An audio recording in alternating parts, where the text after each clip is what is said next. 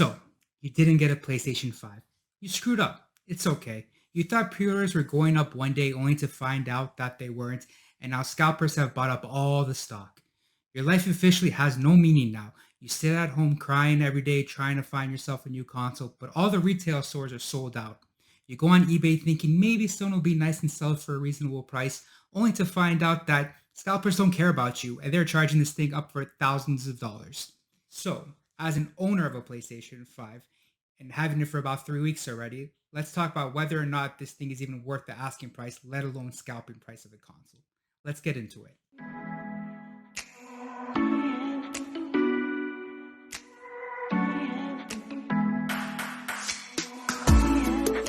So, the PlayStation 5. Ooh, the big hot item of 2020 that everyone wants, but no one's able to get. Now, I truly believe that there's no way to talk about this console without first going over the literal elephant in the room, which is just how big of a console this is. Seriously, this thing is a behemoth. Okay, if anyone's telling you that this console is aesthetically pleasing to look at, they are lying to you. This thing is one of the biggest consoles I have ever owned. Seriously, if you're one of those people who are a fan of the original Xbox One, the VCR Xbox One, or the OG Xbox, then you are going to love this thing. Matter of fact, look how this console compares to the VCR Xbox One. As you can see, A, it is taller than the system, and B, almost just as thick. So when I'm telling you that this thing is big, I mean this thing is big, okay? Now that we got the size of the console out of the way, let's talk about one of my biggest issues with the console. And it's not even the console itself, it's literally the piece of crap stand that they give you with the thing. Seriously, I paid $700 for this thing because I'm in Canada, and Sony can't give me a better stand. This thing is just cheap plastic. Literally, in order for me to lie my console on the side, I have to clip this thing to the back of the console. And you know what? It never stays in place. Maybe I'm not clipping it properly. I watched literal YouTube videos on how to lie the console horizontally, and the stand just doesn't stay in the back of the console. Whenever I move it, it starts wobbling, it unclips. You would think for a premium console, for a premium price, they would give you a premium stand, but I guess not. All right, guys, by now most people probably already know the specs of the PlayStation 5, but I'm going to go over them really quickly for those of you that don't. This bad boy carries anywhere from 9 to 10.2 teraflops of power, which means it has all the marketing bells and whistles you want to hear. 4K, HDR, 60 FPS, 120 FPS, ray tracing, and an SSD that's the fastest SSD on the market. Literally, you cannot buy an SSD that's as fast as the PlayStation 5 SSD. But the thing is, and I can't stress this enough, okay? Now, more than ever, more than any previous console generation, your TV is going to matter. And in order to see the best of what the PlayStation has to offer visually, you're going to need a mid-range to a high-end TV that's capable of 4K, that's capable of HDR, because these picture quality features really bring out the strength of the console. So in order for you to avoid being that super annoying friend that's like, oh, the PlayStation 5 graphics don't look that much better than the PlayStation 4 Pro or the PlayStation 4, make sure you are gaming on the right kind of screen. That way, you don't sound like you don't know what you're talking about. So my experience with the PlayStation 5 has been a little bit of a mixed bag, okay? Right away, I could advocate for the system being extremely quick, okay? When they say that this thing eliminates load times, they aren't playing around. When you quick travel in a game like Spider-Man Miles Morales, it is quick travel. You do not have time to look at your phone. You don't have time to text your loved one back. You don't have time to do anything. You click on the subway and right away, you're in that area. And I must admit that these quick load times have been spoiling me. Because when I go back to the dark ages where I'm playing on an HDD on my Xbox One X, or I'm playing on my PlayStation 4 Pro, those load times are killing me. Killing me. I'm just sitting there waiting. I'm wondering to myself, have load times always been this bad?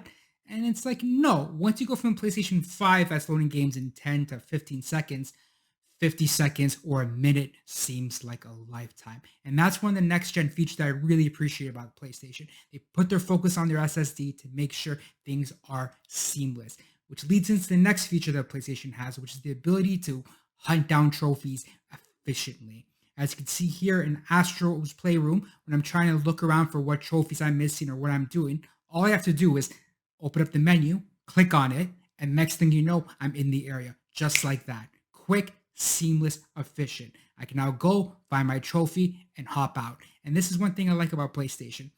They want you to know that next gen isn't just about power, it's about features, it's about new experiences. And they're really bringing the new experiences with their quick SSD, and they're really bringing new experiences with the ability to just hop around and grab trophies as quick as possible. Moving on to the hottest part about the PlayStation 5, let's finally talk about the DualSense. This controller is incredible. Okay, I got to give it to Sony on this one because they're like, you know what? We give them next gen features, we give them next gen power. Now let's give them a next gen controller. And I can guarantee you there is nothing that you can use to play a game that's going to give you the experience of the DualSense. And listen, okay, I'm primarily an Xbox player. I love the Xbox controller. So when I'm telling you that Sony did an amazing job on the DualSense, Sony did an amazing job on the DualSense. I wasn't a fan of DualShock 4, wasn't a fan of DualShock 3, but when I'm playing games with this thing, I feel immersed. The resistance on the triggers, the haptic feedback, when it's something you have to play with in order to fully understand. When the game is raining, vibrations go across the controller. When you're in a windstorm, it feels like you're in a windstorm. And there are some games that utilize this amazing. Take a look at Astro. In Astro's Playroom, when you're using this thing, you feel every aspect of it. This game is the perfect tech demo to show off how the DualSense 5 is. Just look at the triggers. Watch as I hold down the triggers and you can see my finger jolting up and down, up and down, up and down while I'm firing a Gatling gun with Astro. This is something that you're not going to get on an Xbox. You're not going to get on PC. This is something that Sony obviously poured a lot of money on and it paid off big time. When you're using it to boost a rocket ship, you can feel the vibration on each side of the controller and you can feel the vibrations inside the triggers rumbling, roaring with the sound of the rocket. I said Astro's Playroom is the perfect way to see how this controller works. Unfortunately, as with everything else in the gaming world, it's really up to the developers to really utilize this thing. Okay, I said in Astro's Playroom, they did a phenomenal job. They fully utilized this thing 100%. Every aspect of this controller you could think of is used in Astro's Playroom. But in a game, for example, Spider-Man Miles Morales, for example, okay, I finished it. And I can honestly tell you my gaming experience using the DualSense and Miles Morales compared to any other controller was nothing special. Unfortunately, Insomniac didn't really give 110% when it came to the DualSense, but given how fast they released Miles Morales, that's probably why. But I haven't played it, I heard Black Ops Cold War does a really, really good job when it comes to the controllers. I heard that every single gun feels different on the triggers. It's something I'm looking forward to playing, but with games going up to $89.99 in Canada, I am not going to go rush to buy that game anytime soon. I'm sorry. That's just ridiculous pricing. Now, let's look at the most important of any aspect of a console, which are the games. Full disclosure, I haven't played Demon's Souls on this thing yet. I'm sorry, people are probably pissed, but I finished Demon's Souls on the PlayStation 3, and given how hard these games are and how much time they consume, I'm not going to be investing the time again on the PlayStation 5 version. I heard it's great, but I'm not going to speak on it. But the two games that I did play on my PlayStation 5 were Astro's Playroom and Spider-Man Miles Morales. And all I can say is Astro is single-handedly one of the best free games I have ever played on a console. Seriously, I'm not playing around. People look at this game and they might be like, hey, this thing looks really kiddie. Go play it. It's for free. It brings back so much nostalgia of what PlayStation means as a company. Astro's Playroom is an example of just how much of a vast history Sony has. Seriously, the little artifacts that you unlock throughout the game had me smiling from ear to ear. Whether it was unlocking a super old Ethernet connector for the PlayStation 2, or the port that I made PlayStation 1 have 4 players, or just unlocking an old memory card. Like, it made me bring back so many childhood memories that I just thought to myself, wow, Sony really was there throughout my whole entire growing up. Now, Spider-Man Miles Morales.